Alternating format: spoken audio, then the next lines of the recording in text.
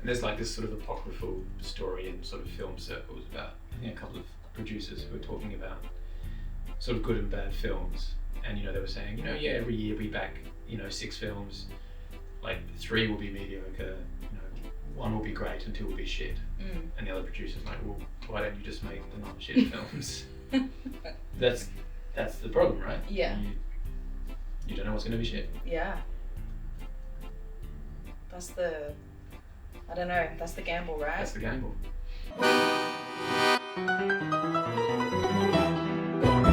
My name is Jules. Do you want to do that again? No, I think that was perfect. That's perfect. I'm Jules. I'm a social work student and sometimes theatre maker and actor. And this is Ben. Hello, Jules. Hello, everyone. My name is Ben. I am a theatre maker, writer, critic, and various other things. And my name's Edwin. I'm primarily a theatre director, but for this I'm a producer. So today we're talking about Kill Climate Deniers by Kinetik Collective and supported by State Theatre Company of South Australia. As it's not Umbrella anymore, is it? Stateside, I think, is the name of the program. State adjacent. Which we'll get to in a minute. But Jules, did you have anything to say before we get started on today's episode? Do you mean about the show? About anything. What's on your mind? What have you been thinking about? Just about theatre and feeling like I'm such a negative Nelly and worrying that I just don't know if I'm just being a bitch about things or if it's like legit criticism sometimes. Because I really like this show, but this is my experience where I'll like it and be like, yeah, that was great. And then we'll talk and I'll be like, oh no, actually, I hated that. And then I'm like, why was I so swayed in the moment? Was that legitimate? I don't know how you think. I mean, you're probably more comfortable being a critic though, right? Well, you would hope so. But I do understand what you're saying. I think there is a way that you can think or talk or write yourself out of a position that you had previously held about something, which I think is not necessarily a bad thing. And also the opposite can be true, that I find that sometimes you can sit with a show for an hour and a half, 2 hours and not be able to make sense of it or intensely dislike it and then go away and ruminate on it and come to a different view. So I think both of those are possible. Do you know what I mean? I do. And I wonder, like, at what point do you, like, write your criticism? Because it's like, do you let it stew or do you, like, prefer the initial... You have to. There's a tiny critic who will often pop up in your head in the moment that you're seeing a show, and you really have to tie that critic's hands together and try and ignore the little chattering voice, because sometimes whole sentences will come into your brain and it's completely appropriate because you haven't even got the measure of the thing that you're watching yet. So I think you have to try and that's an instinct that I think you have to try and keep down. And I think I'm not one of those people who likes to ask or be asked after a show, so what did you think? Yeah, it's like, give me some time to think about it. It's like, call me up tomorrow and ask me. Or even longer. What do you think? Yeah, I mean, on Jules's kind of first thing, I reckon I like theatre more now that I'm not so much involved in theatre.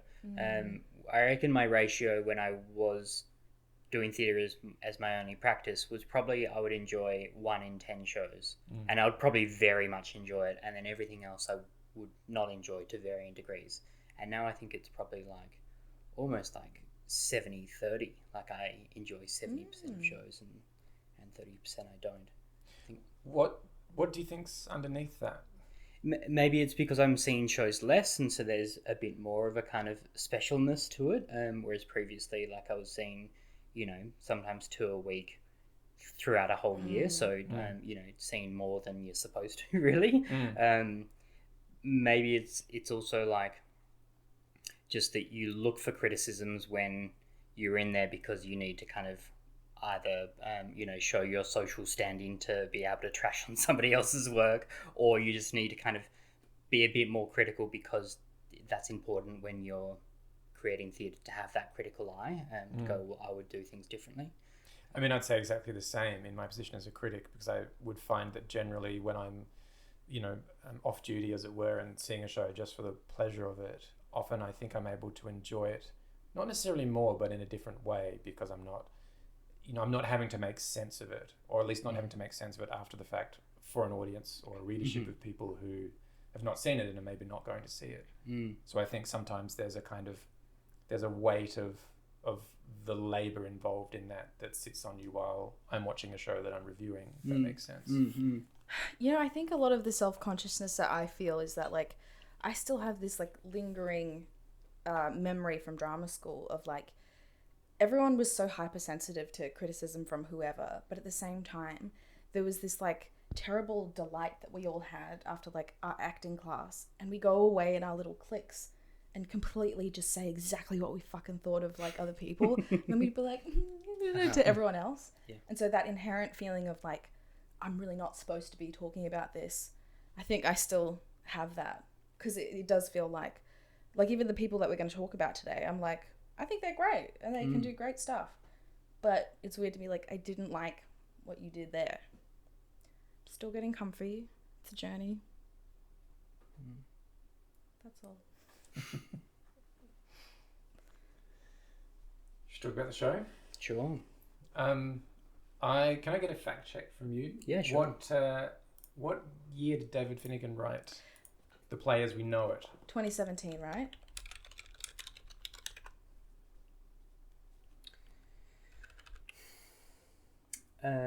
Originally published 2018. Interesting. Maybe it was, sorry, that's the published date, so maybe that's maybe it premiered in 2017. Okay. Does that satisfy you, Ben? It does satisfy me. Why do you ask? Just curious. Just wanted to sort of place it. Because Yeah. I'd meant to sort of revisit the script in preparation for this episode, which I didn't get the chance to do.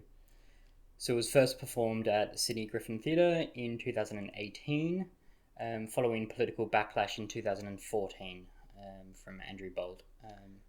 So, yeah, obviously a few years of development. Wow, and it was getting backlash that early?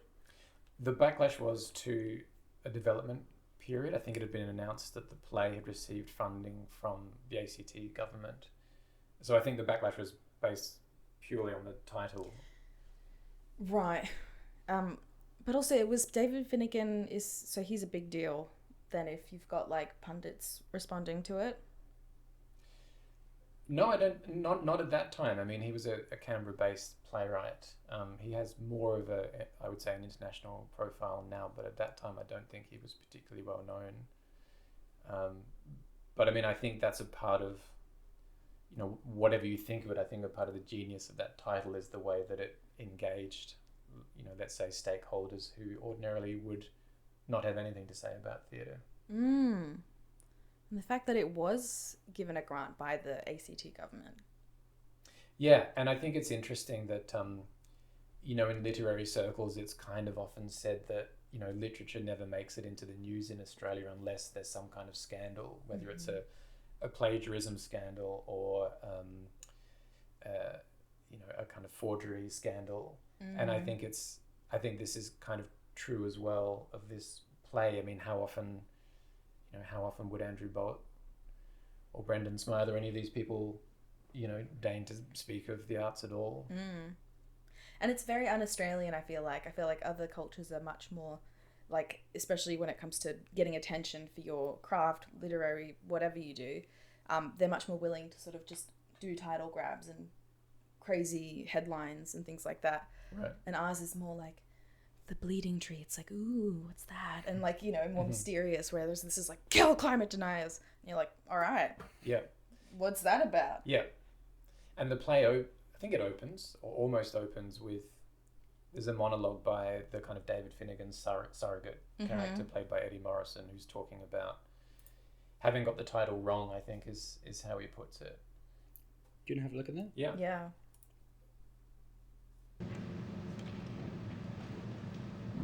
The first thing I got wrong was the title. You want to call your play something fun, something playful, something catchy. You don't want a passive title, you want an active sentence, an imperative like a command, do this, do that. You don't want to overthink it or psych yourself out listening to naysayers. You've got to trust your gut and just dive in. But sometimes, you get it wrong. Get it wrong. Get it wrong. Get it wrong. But did he get it wrong? Well, I think that's the little kind of tension in that monologue, which I quite enjoy. Because obviously in many respects he didn't get it wrong. It had exactly the effect that he wanted of provoking controversy and outrage and discussion. And going to the point that you were making, Jules, there's that stuff in there about it being an active title that's a kind of imperative, and I think that's probably why it upset people in the way that it did. That it's it sounds like an injunction. It sounds like Call to action. A call to action. Yeah, that the audience is being told to go out and do this stuff. How would you describe the play to someone that hasn't seen it? Like, how would you describe it? I mean, it's interesting, isn't it? Because it's both layered and it's quite simple at the same time. I mean, in the sense that, the main kind of plot element of it is this taking of hostages in Parliament House by an eco-terrorist group.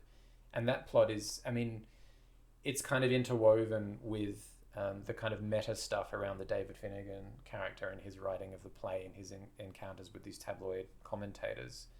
But the hostage plot is really linear, and not that much happens within it. There's no kind of twists. I mean, it kind of, the hinge of it, I suppose, is a sort of classic character reversal of this sort of down on her luck politician who sort of fucks up and then, gets redemption through this incredibly sort of improbable action film type scenario where she goes around kind of slaying terrorists in this version with a sort of computer game type aesthetic. Yeah. And I think for me watching it, it's a lot of fun. I think it is really enjoyable. And we should say probably as well that it's kind of, that part of the play is soundtracked by late 80s, early 90s rave music. And I think Finnigan's rationale behind that was that rave was kind of blooming at the same time as we were becoming aware of climate change. I think he just likes rave and wanted to put rave songs in it. But which is like fair enough. Yeah, but I think that was kind of his reasoning behind it. Yeah. Yeah, I think like you said, it's semi-fictional, bombastic, dark comedy, very like playful, like, dabbles in this self-awareness, and sort of just goes for it, and that mixed with more sort of didactic, semi-philosophical, and I think that dances between those two really well, and I kind of went between them quite easily. With the fictional thing, yeah, it was interesting because it, like you said, it was linear. I wasn't like, what's going to happen now? Like, I never was curious about that. Maybe this is a bias, but I was like, when are they going to use more green screens? Like, that was my, like, interest in it, was like how they were just really leaning into, like, this is completely insane. We're here marching on the spot and pretending to walk down the street, and Eddie's in his green screen like costume. But yeah, the more fun that they had with it, with the production and the script, the more I think I had fun with it. Yeah. I think, you mentioned didacticism, and I think that's interesting to talk about because, I mean, we've spoken about that topic on Panic at the Discourse before, and I think I probably said something along the lines of being quite allergic to didactic theatre. And the couple of people that I went with the first time I saw this production both said it was didactic, and I didn't find that, not on a first viewing. And I think if you were to draw out a couple of the individual monologues which are quite didactic, I think a lot of the rest of it is quite fun and silly, and that for me dilutes that sense of kind of being talked at or preached at, which I have to say other climate change themed work I've seen has done. I don't know how you found that. I agree. I didn't feel, although it was interesting because, like, if we want to talk about casting for a second, I think some of the stuff where Catherine Sortino, who plays Catch, where she's being a bit snarkier or a bit snider or making these sort of very pointed, like, disses to politicians and corruption, I think I might have found that a less didactic if it had been portrayed by an Indigenous Australian. Like, I think that just would have been, like, quite a powerful and like actually like whoa, overwhelming to watch as well, to watch someone that connected to the land, you know. And so maybe that was something in the casting too, that maybe it wasn't as earned or something, the didactic nature. I know you're also talking about Ren's performance in the monologue, but like you, it was like 80% fun. So I felt like they were self-aware. It wasn't like, screw all this fun we had, it's actually about this monologue now. Yeah. Do you know what I mean? It felt in the moment. I wonder if there's a version of this play that's all rave, that it's all that kind of fun, silly action movie style stuff that doesn't feel like it needs to kind of insert those, I think, more kind of conventional elements of discussing climate change in, you know, what you might call a slightly didactic way. And I think for me, the central example is a monologue that Ren delivers as one of the hostage takers, one of the eco-terrorists, that it kind of ramps up, and it's about, you know, where we're heading, I think, over the next 25 or 30 years in terms of climate change. And she kind of asks the audience to sort of imagine what it's going to be like, and she kind of runs through all of these, you know, incredibly dire scenarios that, you know, I think everyone in the audience is familiar with. And to be fair, I suppose we're a few years on now in the conversation about climate change than, you know, from when David wrote this. And I think, you know, I think we should come back to this, but I think the conversation has changed a lot since he wrote this. But to me, I don't know that contemporary audiences need to be reminded of the stakes of climate change. You know, I think we're, you know, particularly I think people of our generation and younger are incredibly conscious of that stuff. Yeah, I think I made a comment when we were talking about another production about how, you know, we always have to remember that how we receive things as theatre goers is going to be different from your Joe Blogs, right? But at the same time, I feel like even in this production, Joe Blogs knows. Do you know what I mean? I feel like everyone is fully aware. Right. And that actually climate deniers are such a niche portion that, like you said, I don't know that the didactic monologue was necessary. But it was still well acted. I mean, she was really great. Yeah. So. Yeah. I've got that clip. Yeah. Got to have rising heat, intense droughts, destroying farmland. Got to have the temperature in cities hitting 50 degrees day after day, week after week. Got to have boatloads of refugees fleeing climate disasters in Asia, coming not in the hundreds and thousands, but hundreds of thousands a year. Got to have no more food in the supermarket shelves, black markets for clothes and medical supplies, being unable to buy basics for your family. Got to have dust storms blasting through the cities, taking down power lines, causing brownouts and blackouts. Got to have hyperinflation, banks collapsing, taking your savings with them, not being able to spend the money in your wallets. Gotta have rich people sealing themselves off in air-conditioned, gated compounds guarded by private security. Gotta have police not responding to calls from poor suburbs. Nurses looking after their own families rather than going to the hospitals. Yeah, I mean, to take nothing away from Ren, who I think, I don't know, she was the standout performer, but I thought she was terrific, and maybe partly because I'm not sure I'd seen her do anything else before, whereas I was quite familiar with the work of the other actors. Sure. No, I agree. And I have seen her do other things, and I'm always just so 100% on board for everything she does. Like, I just feel like everything, every moment lands for me. Yeah. Yeah. Maybe one of the other things to bring up here, having just seen this clip, is some of the multimedia design by Dave Court. We were talking a little bit before we started recording about how it might not be obvious to people if they don't know this, but apparently some of the visualizations, like the one there of the sort of pulsating globe, is actually based on or uses various points of climate data. And it's one of those kind of, I suppose it's one of those conceptual things that's quite neat if you know it's there, but if you don't, maybe it's obvious what it is, maybe it's not. Do you know what I mean? Sort of like an in-joke for all the science nerds. In a way, yeah. But I mean, you know, having said that, I know that that's what they are, but also I don't know exactly what they are. So Sure. in the same way that, I don't really know what I'm looking at either. Yeah. No, But it's, maybe it's a gimmick, but it's neat. definitely. Is it the case, do you think, that the structure of the play with this kind of these two parts, one being the kind of the meta elements of the writer describing the process of creating it and the controversy, and then the other part of the kind of farcical, crazy play, is that a projection of what the people reading the title think that the play is going to be? Is that the idea of it, that it's like that's providing to the audience what the assumption of this play, Kill Climate Deniers, is going to be through a kind of a farcical performance? It's a good question. I mean, my guess would be that people objecting to the title of the play would assume that the play is actually serious in intent and that means what it says in terms of that title.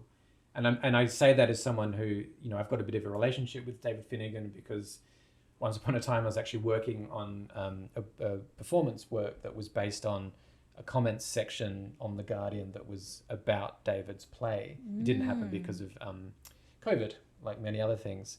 But knowing David, I would suggest that his starting point for this work would probably have been his interest in creating a work, like a kind of populist work of theatre that was about climate change, that wasn't kind of somber and, was going to send the audience away wanting to, slash their wrists at the end of the night. Like, I think that's very much David's thing. And so I suspect that's where he would have been coming from with this.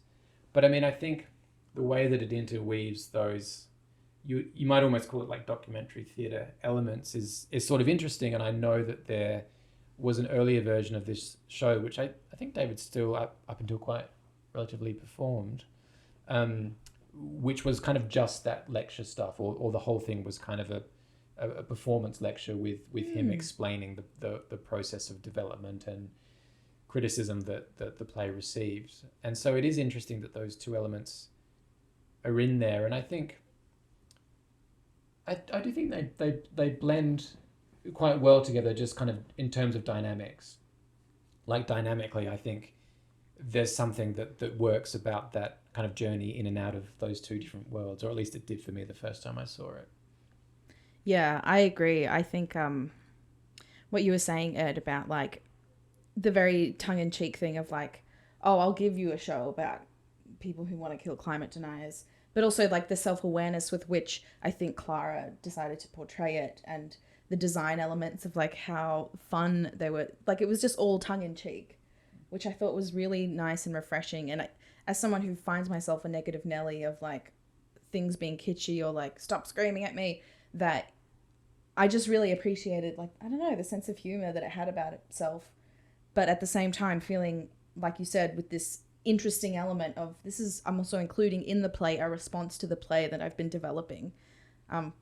It was really inspired me. And that's when I know that, like, for any flaw that it has, like, I really love a piece of theatre that's made me go, I want to do a show about, because I'm trying to do a show about these incel boys, and part of me wants to make one called Kill All Girls, and, about this guy who, like, goes on this mission to do it. And yeah, I just think it's clever. Ed, can I ask you, because you were mentioning this before, I think one of the things you found interesting about this was the way that it fairly obviously blends like recycled props and materials with, relatively sophisticated technology and multimedia elements. Yeah. Did you want to expand on that, Edwin? Yeah, because that was... Am I right that all the costumes and the set was recycled? I didn't know Yes, that. But it was... I believe so. It was from the State Theatre kind of, wardrobe or whatever. I think a bunch of the set was from Hibernation and. I thought the Antigone was maybe the, or maybe it's Hibernation. Well, that stepped thing that was on the stage. Yeah. And I really like. Obviously, it's a fantastic idea. I think, to me, aesthetically, it didn't. I wasn't particularly satisfied with it aesthetically, and I think that's because Clara is such a visual director, and I think I would be really interested in seeing her as a designer as well as a director. And she's working with a designer who's the co-founder of Kinetik, the company. So the company is kind of founded on this very visual basis. But I wonder if the use of recycled material kind of didn't allow them to really showcase their aesthetic, except that the digital stuff did, and that was really cool. That those very using all the space to project things into and having it in the kind of thrust stage, which was immersive in that kind of in that way. That was really cool. I don't know if those two things melded, and they don't need to meld. I didn't kind of quite see how those two things interacted. See, I think that they could have gotten away with, if they're trying to do that green thing of recycling, lean into the green screenness of the beginning, because I feel like that kind of happened and then it just stopped happening, bar a few times that a short video clip was played. But I was like, what if they had incorporated more visual fighting and storytelling with those elements of the green screen? Because I was like, when they went to the couch, I was kind of excited that something else was going to happen that would have been visually just really discombobulating in a good way. But no, then it was very much more like theatre. I mean, they did do some really cool stuff with the kapow and the graphics after and the light changes with all of that. But I just hate that they gave us that taste of the green screen thing. And I was like, just keep pushing it and doing stuff with that. And maybe because that wouldn't have cost as much, it just would have been visually, do you know what I mean? So they wouldn't have had to actually spend money. We've got a clip of the green screen. Okay, that's fine.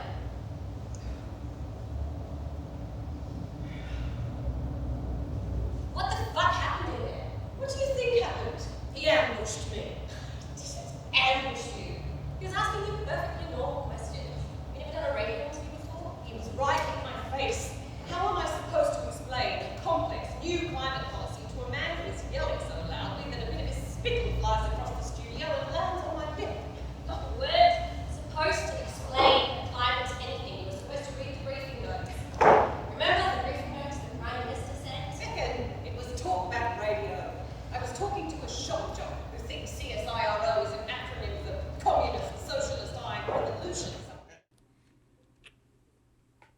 I mean, I do think, partly going to your point, Ed, I think one of the things that hamstrung this production for me was the venue, which is Slingsby's Hall of Possibility in Glen Osmond.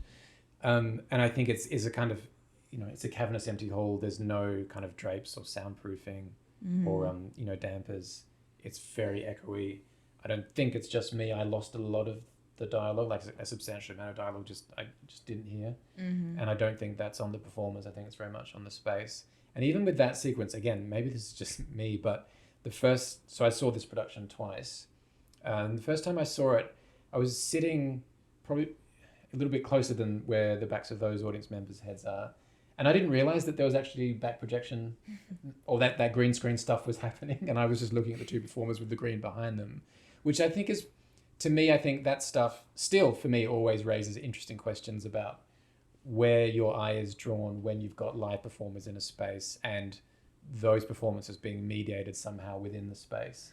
And I think people do tend to gravitate towards the screens and what's happening on the screens, if only because it's still, relatively novel in theatre, I think. My favourite part was watching old couples, like an old man was looking at the stage and the part was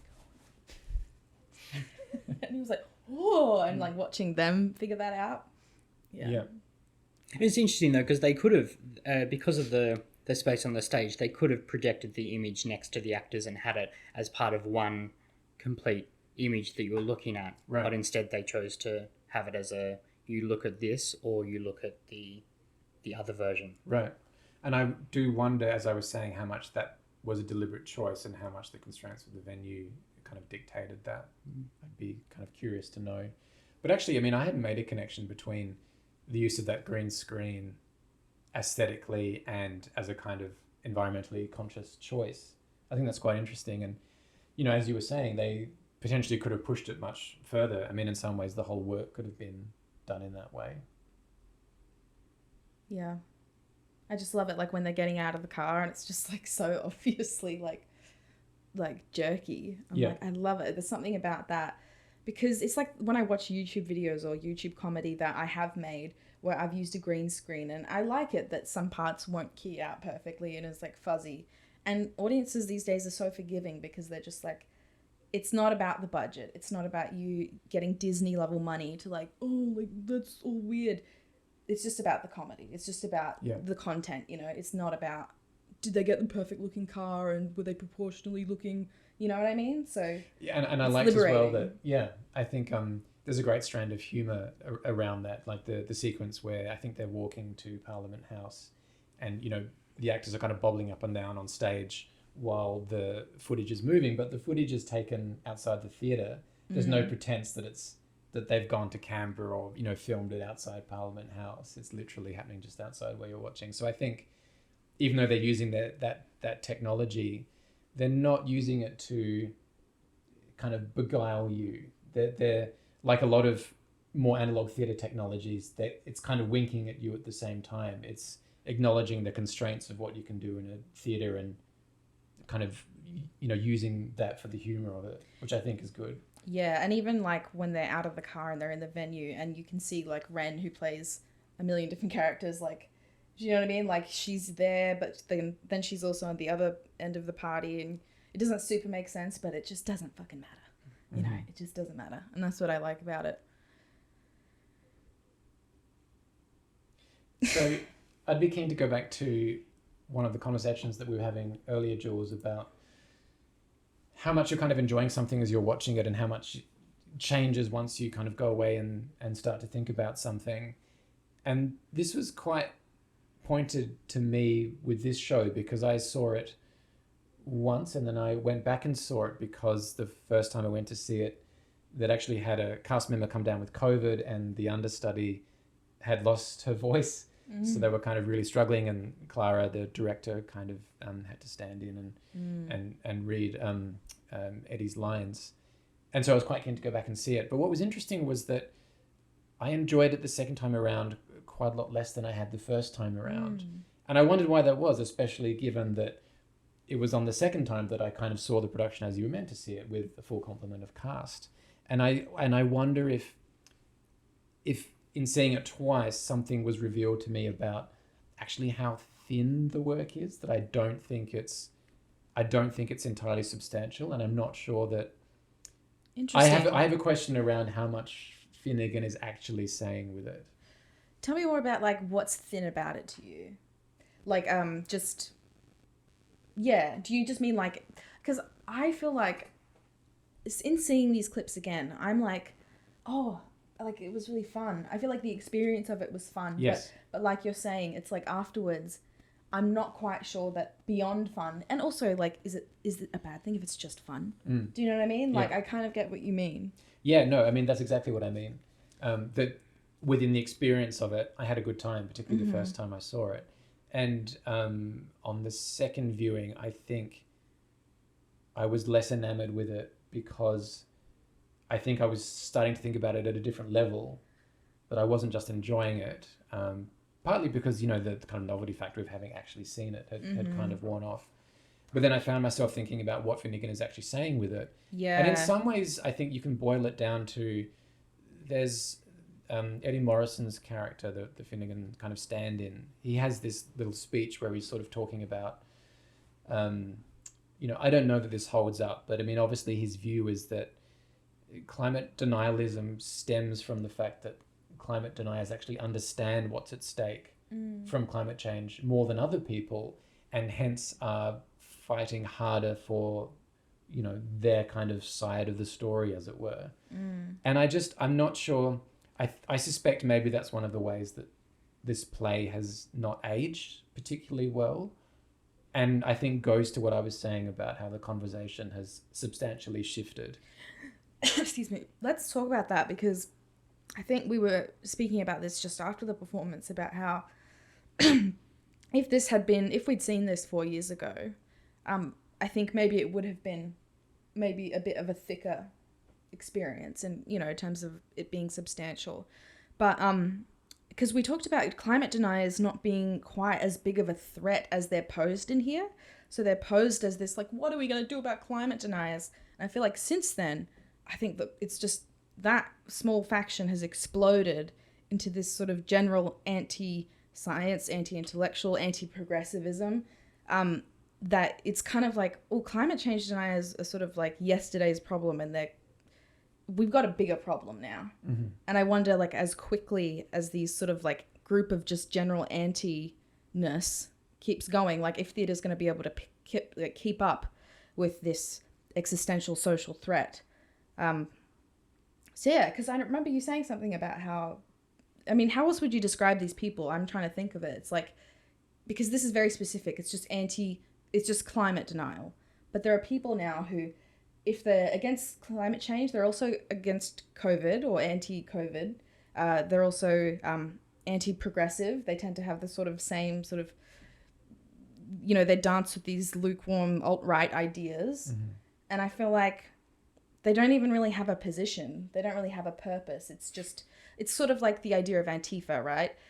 If you ask any sort of right-wing person, who is Antifa? Oh, it's just fucking feminists and blah. There's no Antifa headquarters. There's no one person who's like out there being the head of Antifa. There's no name associated. There's no location associated with it.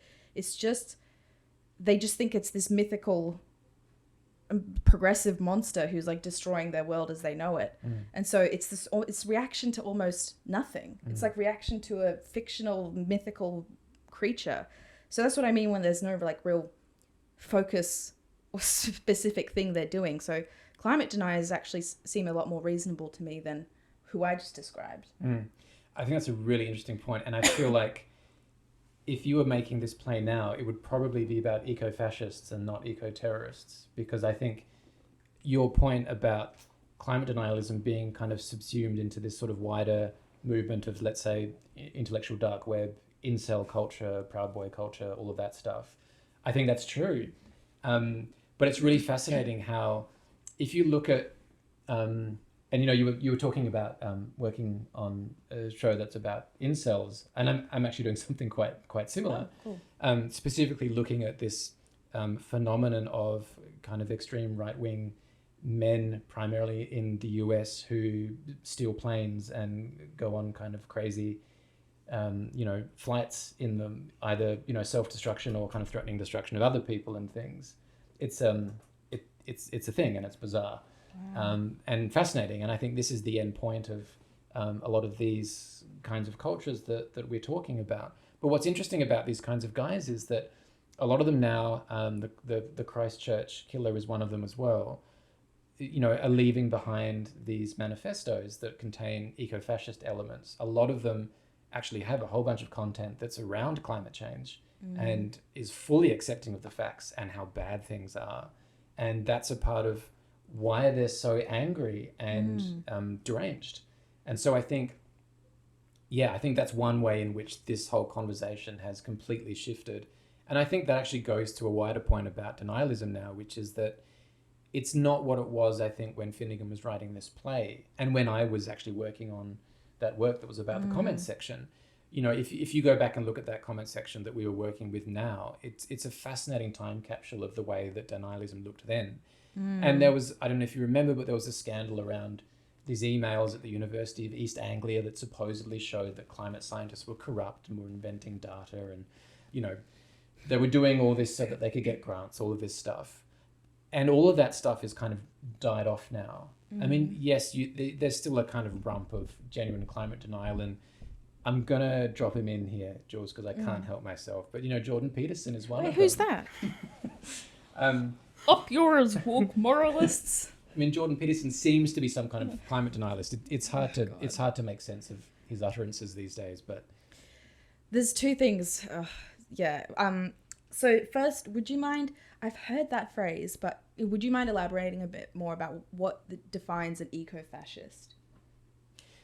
Yeah, I mean, I can try. I'm not an expert, but I mean, ecofascism has a long history, and I think partly it goes back to Nazism, and we've got this problem obviously of extreme right-wing culture now, Proud Boy culture, co-opting elements of Nazism, and one of those elements is this kind of blood and soil philosophy, which is around kind of honoring the natural world and placing it at the heart of these ideas of kind of Aryan purity and so on. And I think that's a part of That's what it all comes down to. Yeah.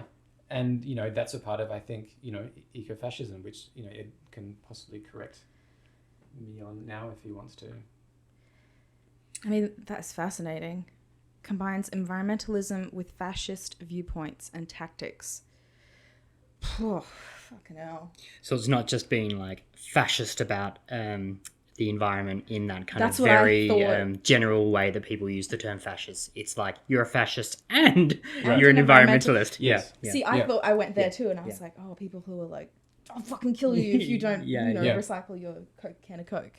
Yeah. And clearly the terrorists in this play are not eco-fascists, because after we saw it together, that was the second time I saw it, we were discussing there's that quite amusing sequence where Catherine Sortini's character, the lead terrorist, is talking to the Prime Minister, I think, and she lays out, I guess it's her manifesto, isn't it? And it's this kind of it's this kind of ludicrous, I think it's quite satirical kind of wish list, kind of progressive wish list. Yeah. I don't know if you've got that. I remember that. It'd be great to see it, but Oh, and it ends with like sex education for 3-year-olds, which is like, I think David Finnigan's point of like, this is what you think we want. Exactly. Yeah. All religions are banned except for Islam, I think. And, Exactly. yeah. I think this is it. We want to ban the teaching of Australian colonial history, stand on tax statues of Anglo appearance, and forbid white men from public office and business roles. We want to increase the number of gender at a rate of 3 per year, and children will receive sex education from the age of 3.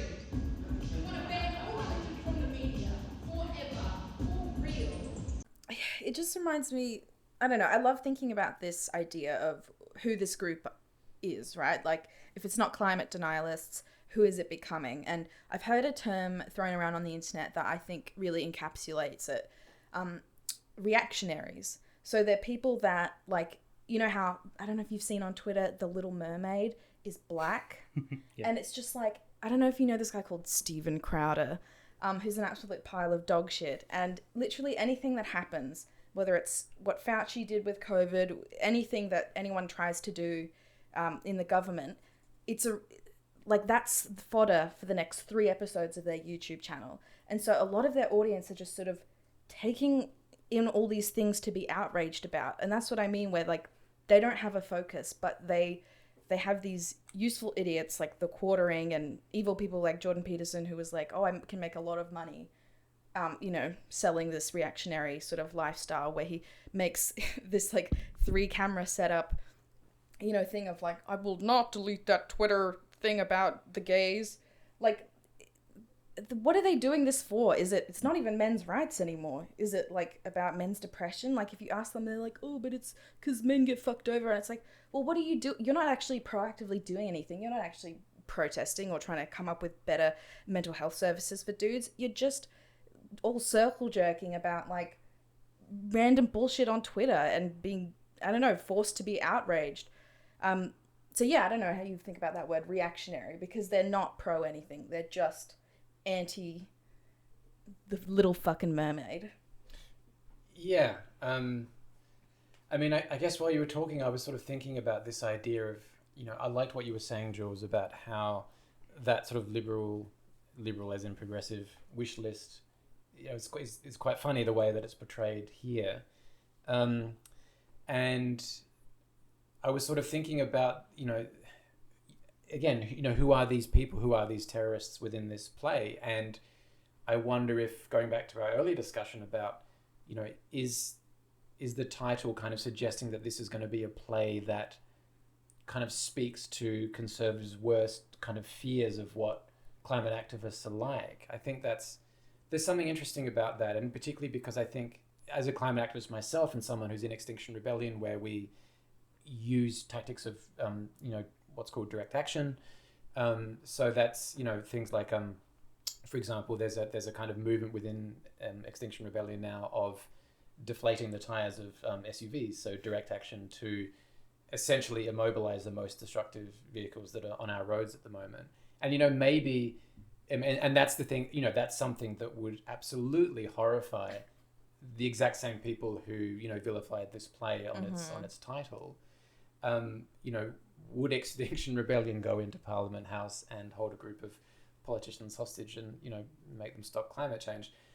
Of course not, because it wouldn't work. And actually, that's something that is somewhere in the play that is acknowledged. It's acknowledged that that's a fantasy that even if they wanted to, which they don't, politicians wouldn't be able to press a stop button on climate change. And I suppose if you were reaching for something slightly deeper that this play is saying, maybe that's one of them. That there is there's a level at which the desire for more climate change action is actually just delusional, given that, even if we could press a button tomorrow and stop all climate change, there's so much already baked into the system that it would keep going for decades anyway, leading to, sea level rise, increased temperatures, etc., etc. So I think there is a knowingness there, which maybe is interesting.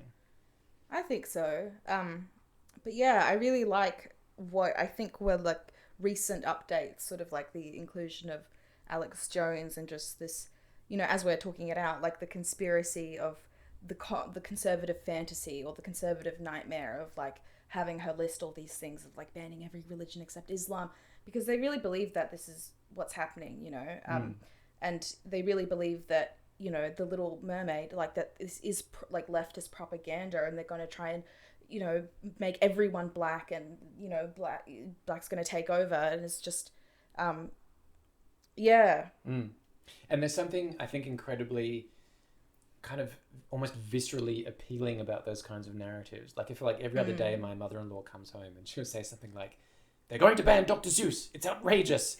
And you kind of say, hang on, like, who is? Inevitably, every time I'll Google it, and it's not what, she's said it is. But there is something about this, banning Christmas. This comes up every year. They're going to ban Christmas. We're not allowed to say Merry Christmas anymore. We have to say Happy Holidays. It's incredible because I feel like the rise of like Christian fascism, especially in the West, is like they're so obsessed with identity politics in a way that they completely admonish the left for being. And they're actually they're the kings of the victim Olympics, and they claim not to be. And they think that everything is a fucking attack on white Christian, American, like old traditional shit. And it's actually because I actually think these people feel genuine fear.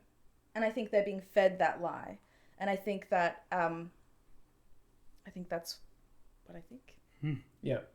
I mean, I think there's an old argument which I think is true to some extent, which is that the right kind of won on economics, if you want to kind of think about neoliberalism and those sorts of things, but the left won on cultural questions.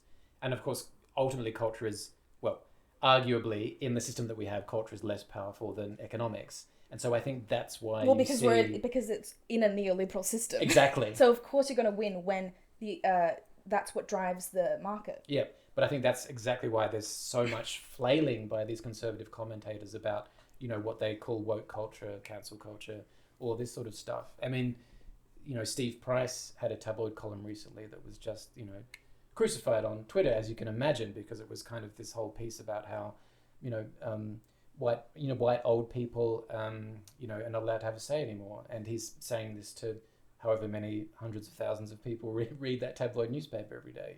It's absurd. It's self-evidently absurd. Yeah.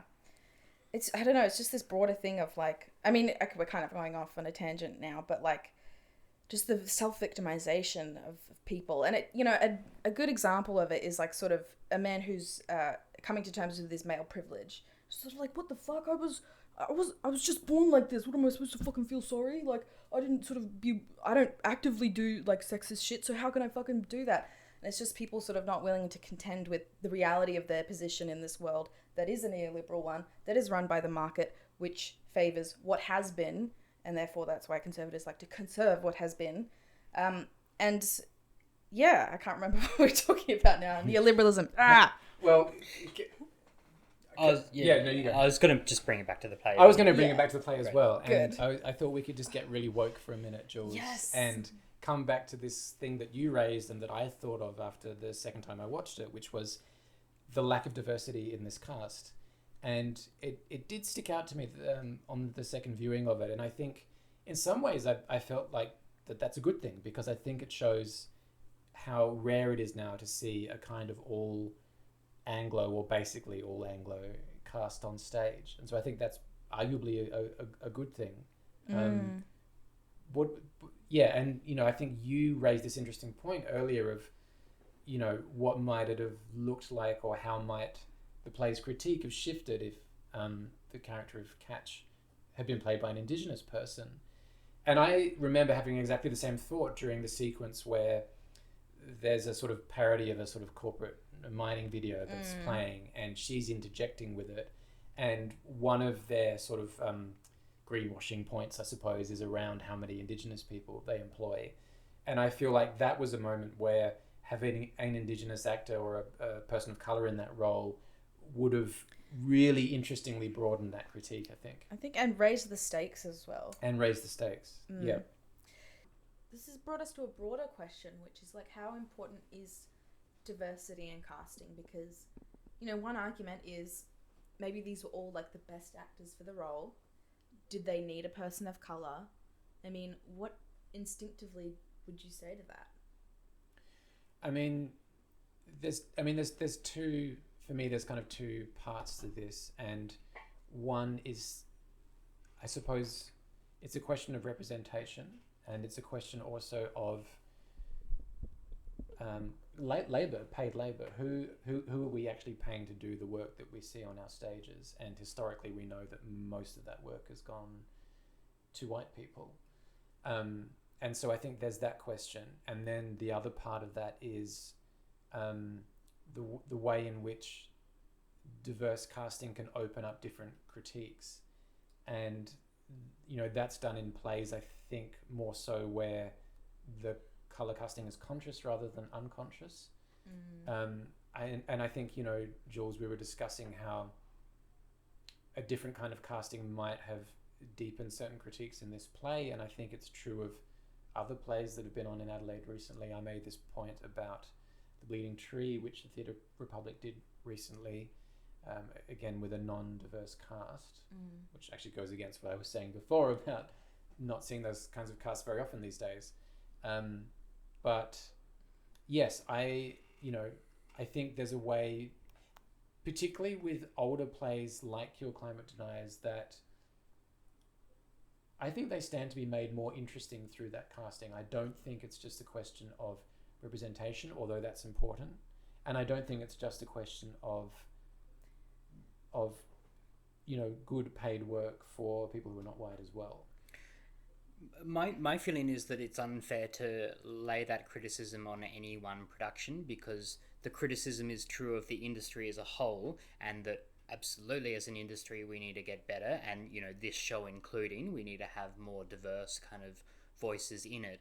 But when you look at any one particular production, it's not as if every project has to have diversity in it, because there are some stories which are created by a certain group of people, and that's reflecting their perspective as well. To force diversity into every story, I think, is a problem in itself. And yeah, absolutely more stories need to have more diversity in them, but I don't think that is fair to apply to any one particular production. I think what you say about it being like an industry societal problem is right. Like, it's a structural problem. So let's say, someone says, oh, let's just think about the best people for the role. What they're saying is implicitly racist and structurally, not personally, because think of all the people who train from high school and audition for AC Arts and Flinders Drama Centre. 99% of those people will be white and will come out being the best. So that's already a system where Drama Centre doesn't want to have too many diverse people. They want to have employable people, because it's still a business. And they know that if they have everyone as a person of colour going through, they're not going to have any successful actors after. So it is structural in that way. But in the same way that affirmative action is like an intentional question to have. I do think it's important for us to be conscious of it, and I think it's actually a white privilege that we have, or that some directors have, where they go, well, this one doesn't really need it. And it's like, okay, yeah, maybe some stories don't need it, but like you think of Hamilton, it's like, how can we tell a story that actually encapsulate the world as it really is, and includes the fact that, you know, people of color are, you know, disenfranchised in the way that they are. And I think that the fact that this story could be told, and, you know, a person of color might have gone, they're probably used to like seeing shit that kind of just pretends that they don't exist, or that their experience isn't an element of a story. And so I think, you know, like there can be like where it's like overcorrection, or maybe sort of like an empty token sort of casting or something. But I think rather it's like everyone involved at every stage going, how are we addressing that issue in our work? And I think in Adelaide we can be especially blind to it because we're so fucking white here. And you know, you speak to your friends who are people of color, and it's just, they're so fucking used to it. They're just not part of the story. That being said, I think, while I don't think, like, I just feel like there was ways that, I think for this particular production, an Indigenous cast member would have, as we said, like, raised the stakes and made some of that didactic stuff not actually didactic, because it would have been incredibly powerful to hear a person or an Aboriginal person speak about this land, you know, and yeah, you know. And the other element of that, I think, goes to the issue of climate change specifically, because we know that globally women and communities of color are going to be affected by climate change, are being affected by climate change more than white people. We know that already remote Indigenous communities in Australia are literally being relocated because parts of the country are now too hot to inhabit. So I think, you know, that speech that we were talking about that Ren has, where she basically almost kind of lays out like the moral, in a sense, the moral landscape or the stakes of climate change. Again, that's something that I think might have landed quite differently had that been a person of color performing that. But yes, I mean, I also agree with your point, Edwin. I think I think there needs to be a consciousness around you know, diversity in casting rather than a strict edict. But I also agree with Jules that I think obviously underlying this argument that you hear often that, you know, we chose the best people for this is a kind of, you know, closet racism, essentially, because we know that for a long time white people have been getting where they've been getting, not on merit, but simply because of the fact that they're white, although we don't racialize white people in the same way. Yeah, and I think, as I said, it's like a privilege for us to sort of even discuss race in this way, and to have it from the point of view of someone who was represented on stage. So I think it's important to be intentional about bringing the conversation up with the power that we have, because that's what privilege is, right? It's the power to have a voice and to be listened to. So that's what you got to do. Yeah. So should we turn to final thoughts? Final thoughts. Edwin, I'm going to start with you, because I think you're the dissenting voice on this work, if I might put it that way. Particularly on the script, I really enjoyed the work, and I think they're amazing people creating it. I didn't like the script, basically. I think the things that I found really interesting were the elements of David Finnigan talking about the creation of the work, but I only really found that interesting on an intellectual level. I suspect if I'd seen the version of the production that you talked about, Ben, of the performance lecture style, I think I would have really enjoyed that. Because you like documentary theatre and verbatim theatre quite a bit, don't you? Yeah, partly that, and also I think really my main issue with it was the way that the politician character was represented. It just felt like a cheap attack on stupid politicians. Like the whole thing felt that whole element of it, which was, you know, the majority of it, felt like a just making fun of people that we disagree with, and the bits that I actually found really interesting, which was the bit maybe that, Ben, you didn't like, with the the stuff around how are we similar to climate change deniers, or let's understand who these people are, that I thought was genuinely interesting. And that's the kind of political theatre that I am more interested in, where you actually get an insight into people that you don't agree with. Whereas I think this was there was too much of it, which was just a cheap attack on these people we don't like. Yeah, I think for me, there's something about that thesis around, in a way, narrowing the gap between climate deniers and the rest of us, quote unquote. I just, there's something about that I find fairly unsatisfying. And I think it's because it sort of reminds me a little bit of, that idea that you hear quite often, that homophobic people are all secretly gay, and that's where the homophobia is coming from, as a kind of psychological projection or whatever. And obviously that's not true. I'm sure in some cases it's true, but not in all. And I think the argument that David is putting forward here seems to me to be quite similar to that. And so I struggle with it a little bit. And also, again, I make the point that I think this play speaks to a discourse that is somewhat past.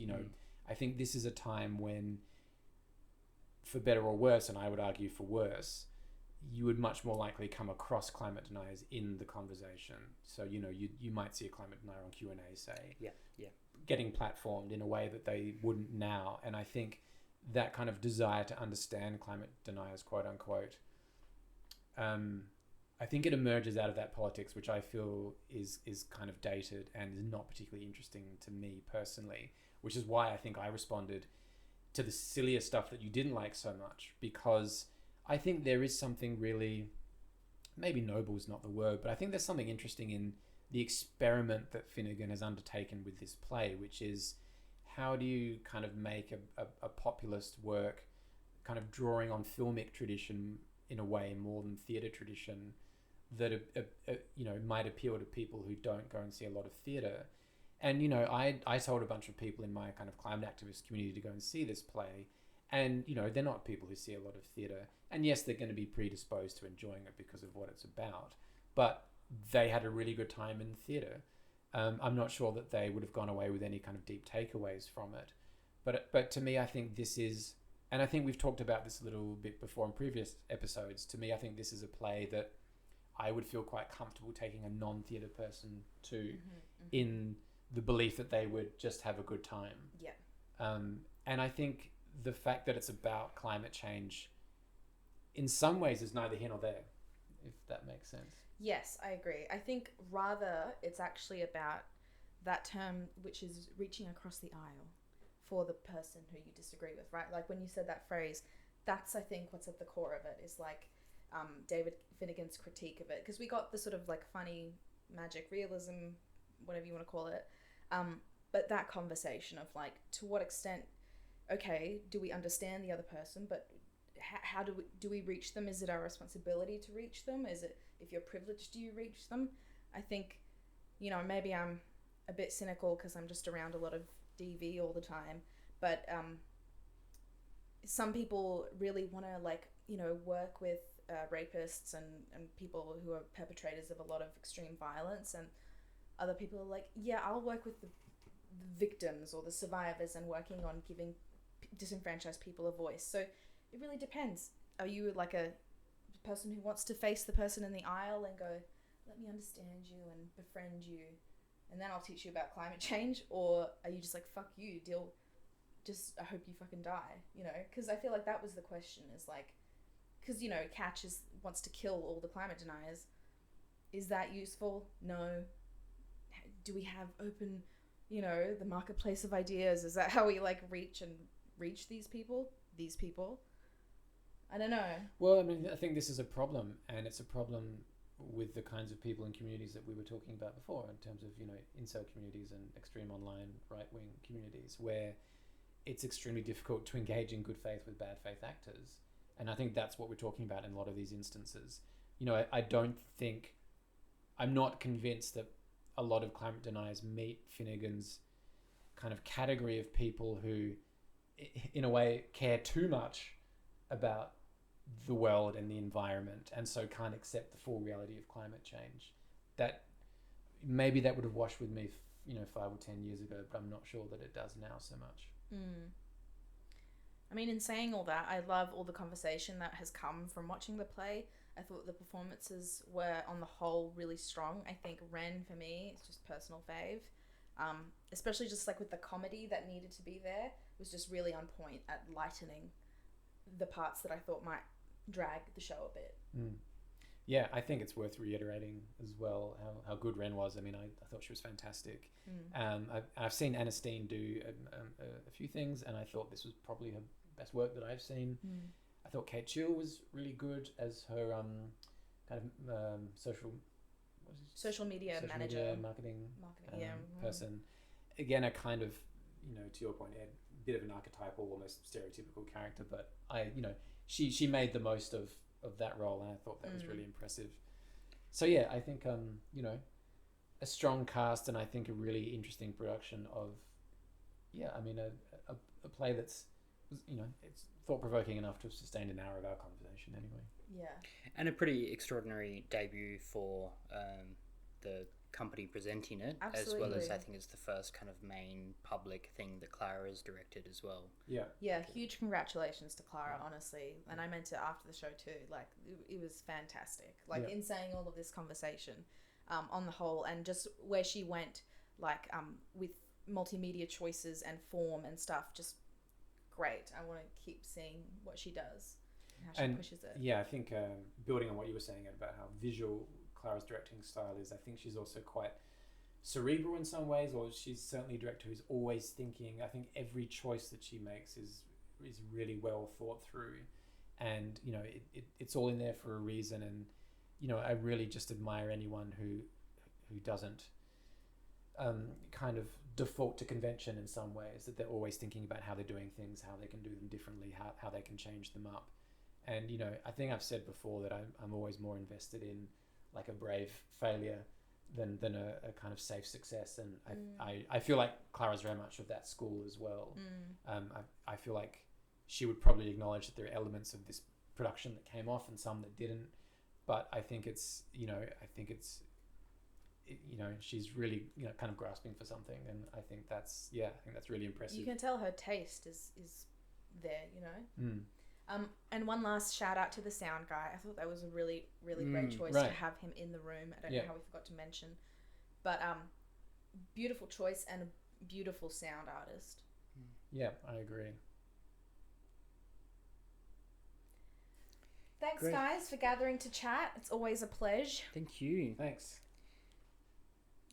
Anything coming up that you want to talk about, or?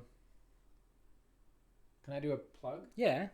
Small plug. I think I mentioned that I've got a development coming up at Rumpus on a play called These People, which is about climate change, and hopefully won't be didactic. And is directed by Clara as well. And is directed by Clara as well. Hey, I just said these people, like, you manifested.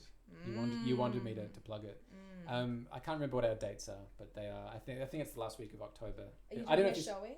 I assume this episode will be out before then. Yeah. Yes. I think we'll have a couple of showings at the end of that week, because one of the fun things about the way that we're kind of doing the play is that it's essentially a director can kind of piece the scenes together in any order that they want. So I think one of the things we want to try is a couple of different arrangements over a couple of different showings. So you should come and see both showings, because you might get a totally different experience each night. Cool. Definitely. What about you, Jules? What are you doing? What's happening? Started a podcast with my mate, Lockie Mabes. It's called Chatatouille. You might have to bleep that out if we change the name. I thought it was called Just the Tip. I know. We're workshopping the name, sort of a work in progress. Can one be in a bracket? What? Chatatouille in brackets, Yeah. Just the Tip, Or close brackets. vice versa.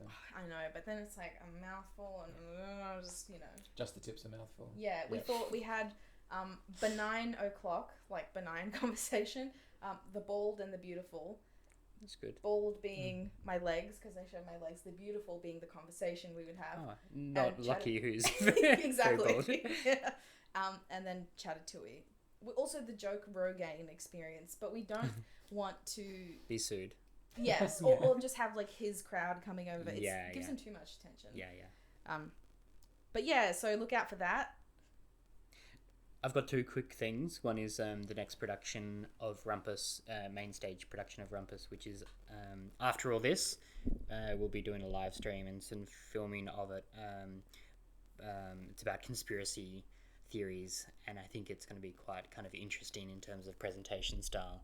And then the another thing that Replay will be working on is live streaming a Arts Industry Council event of Kate Larson, who's been doing some really interesting work around good governance, but the work around good governance is in identifying the terrible system of governance that arts organisations are essentially forced to undertake for funding obligations. So yeah, really fascinating kind of exploration of that, like very nerdy side of arts management, which I'm super interested in. Good stuff. Yeah, good That's some stuff. good shout outs. You should Yeah. do those more often. Yeah. Great, all right, thank you. Thanks. See you all.